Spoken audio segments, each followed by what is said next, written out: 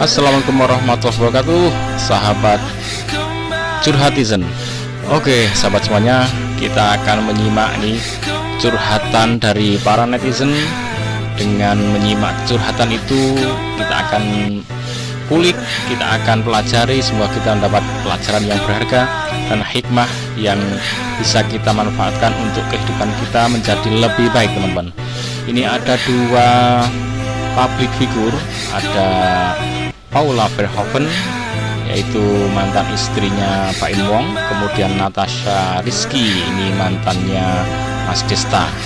Oke, curhatannya adalah, walaupun saya, untuk Mbak Paula ya, walaupun saya dituduh nggak setia, saya pernah sayang banget sama dia, sama Mas Baim maksudnya. Jadi buat apa saya balas bongkar aib dia yang harus jadi rahasia malah jadi tontonan seluruh Indonesia. Rumah tangga urusan berdua, bukan tontonan dunia, gak perlu diumbar. Ini senada dengan yang disampaikan oleh Mbak Natasha Rizky. Saya dan mantan suami saya, Mas Desta ya, sepakat tidak mau menceritakan apa yang terjadi sama kita berdua. Menurut saya banyak kerugian jika saya menyebarkan aib-aib keluarga saya. Nggak ada dampak positif, malah jadi gunjingan. Ini benar sekali ya, yang diambil, langkah-langkah yang diambil oleh mereka-mereka ini yang sedang mengalami masalah seperti ini bisa menjadi contoh kepada kita semua. Jadi kalau kita mendapat masalah, semoga tidak masalah yang seberat itu ya, tapi masalah-masalah dalam rumah tangga itu akan selalu ada. Ingat, dalam rumah tangga pasti akan ada masalah, tidak mungkin tidak. Seharmonis apapun pasti akan suatu kita mengalami kerikil-kerikil kecil yang itu kalau tidak disikapi dengan sabar, lapang dada, dengan bijaksana, dengan saling support, saling mengalah, kadang jadi masalah besar. Bahkan masalah kecil tadi kalau sudah dikulik-kulik membesar, sudah nggak kecil lagi ya teman-teman. Nah, ini masalah permasalahan seperti ini adalah dirasa memang aib ya, sesuatu masalah yang keburukan dalam keluarga atau dalam diri sendiri, bahkan itu aib ya, keburukan itu. Nah, maka langkahnya adalah tidak usah disampaikan di publik ya. Orang-orang yang nggak perlu tahu nggak usah dikasih tahu. Bahkan orang-orang yang dekat saja kalau memang nggak perlu dikasih tahu ya nggak usah dikasih tahu.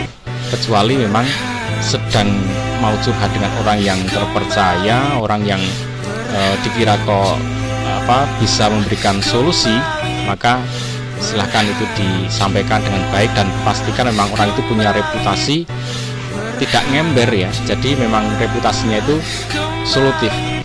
Reputasinya itu kalau ada masalah diajak curhat itu benar-benar memikirkan apa solusinya, bukan tahu-tahu di belakang ngember ngomong kemana-mana. Jadi untuk menceritakan itu pun harus pilih-pilih orang, dan langkah menutupi aib itu adalah sangat tepat.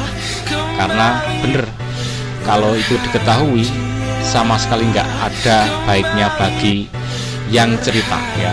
Justru orang yang mendengar cerita dan dia ribah ya, itu mereka yang ribah itu mendapatkan dosa.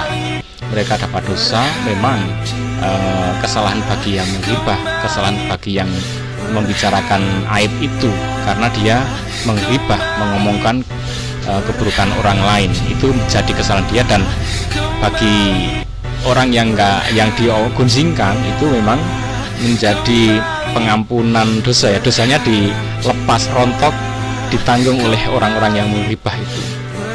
Tapi itu juga ada kontribusi kesalahan juga dari orang yang bermasalah. Kenapa harus bercerita sehingga memberikan beban kepada orang lain, tahu masalah terus dia jadi ada ide untuk ribah. Nah, itu juga perlu dipikirkan ya. Bagi kita semua, kalau dapat masalah kita harus bijaksana.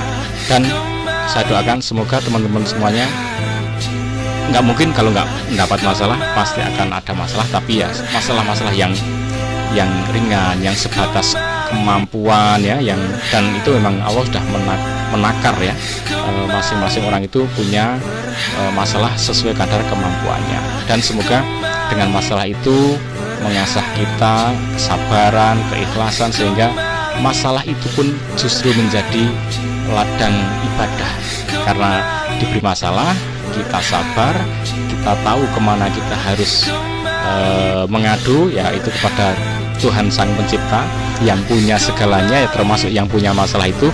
Maka semua langkah itu menjadi langkah ibadah, insya Allah.